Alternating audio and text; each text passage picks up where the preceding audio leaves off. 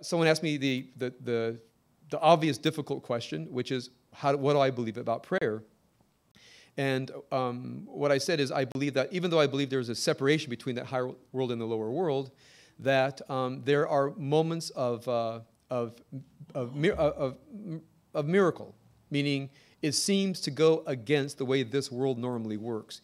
Either they're things that are miracle in some kind of physical sense, meaning people who are healed from a terrible illness where someone told them you have no ability, a person who's been in a terribly dangerous situation and suddenly felt they got saved by something from another place.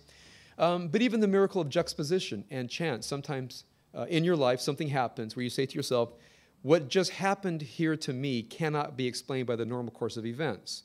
And you feel that something came from another realm and just touched and guided your life. I've had those experiences.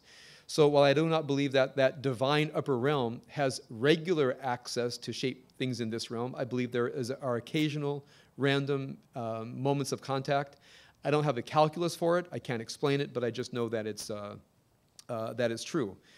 We say in the Talmudic tradition, lo lismoch al hanes, don't depend on miracles. So they happen, just don't depend on it. If they happen to you, that's wonderful. So in this thing that I'm trying to articulate, I tend to call this a rational approach to spirituality. Oftentimes people juxtapose rationality on one side and spirituality on another as if they're two different kinds of things. Well, I think you can actually think rationally about God, about justice, about the soul, about miracles, meaning you can start with axioms and propositions that seem to make sense, meaning they're not internally incoherent, and there seem to be propositions that are derived logically from those axioms. So, within this axiom, I've been asked, well, do you believe in prophecy?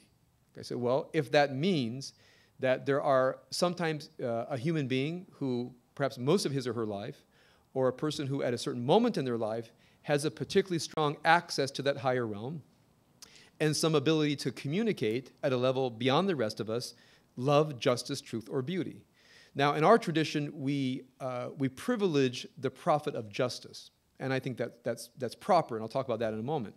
But if by prophecy we mean a channel of that higher realm, I think I would have to include also prophets of love, beauty, and truth. And I think there are many prophets of love, beauty, and truth. We tend to call prophets of truth philosophers. We tend to call prophets of love poets, and so forth. And we tend to call prophets of beauty writers, sculptors, painters, and so forth. I'm not giving anything exhaustive, but just a general sense that I do think that higher realm comes through. And I think, again, going from earlier today, I don't think moral intuitionism fully expresses our inner spiritual nature, clearly not. But I think it's a big start for what it means to be a moral person, to have some intuitive sense that this is not just, this is not right. I think we also bring those things into the realm of philosophy, whether something is true, makes sense, into aesthetics. I think we have an inborn capacity to apprehend beauty. Certainly very different among us, but people who've thought a lot about beauty, a lot about what makes writing beautiful or makes sculpture, painting beautiful, it's inspiring to me to see someone really tried to think this thing out and doesn't fall into some kind of political agenda or some incoherent thought. People have clearly been transfixed and transformed by something beautiful and try to explain what has happened to them. So when people talk about beauty, I prefer what I might call a phenomenological approach, is how has this thing grabbed me within and made me reverentially aware that I'm in the presence of something beautiful. And I've had that moment when I've read, when I've seen, when I've heard. So within this theology, which is essentially a Gnostic theology of a higher realm and a lower realm and a realm of exile, contained in it, for me, is a theory of love, justice, truth, and beauty, a theory of prophecy, of aesthetics, and so forth. So there's a larger picture of all this, and I'm giving you just the barest outline form today. But what I shared this morning is a piece of something larger that is in my head. Now, so as far as the moral dimension, the question is, why do human beings get it so wrong so consistently, and why do the worst human beings tend to rise to the top? Okay, And that's an essential question. I want to talk about that just for a moment. But I want to start with what I'll call the rule recognition of a good idea. And you see it in this Torah portion. In fact, right at the center of it here is what to do when someone is poor among you. Okay? This is core to this Torah portion. And the proper response to another person's suffering is compassion. That's the proper response. Now, that doesn't exhaust the response. In thinking about today, I really thought a lot about human suffering. And, whenever I try to analyze something moral, I tend to go back to the Civil War, because I think in our history, there's a horrific kind of moral clarity that I think anybody who is an American, has a deep sense of the journey of the United States, the moral journey, understands how complex it is. And I think to myself, if you don't mind my repeating a bit this morning, the rebellion had to be put down. By the way, I mean this utterly seriously, meaning when I study our history, I am profoundly moved by the struggle of the American people to realize our potential. It's a profoundly moving thing for me, because essentially it's the history of an idea, which is the idea of the liberal state and human rights. And once you propose that in the 1700s in a profoundly imperfect world, and you try to hold yourself to that ideal, we're always going to come up short. But our history is not only a history of coming up short; it's a history of pushing forward. So President Lincoln, very different from President Buchanan and President Fillmore and President Pierce. I'm ashamed to say I went to Pierce College this summer. I said, "Who's it named after?" They said Franklin Pierce. I said, "You got to be kidding me. Who would name anything after Franklin Pierce, right?"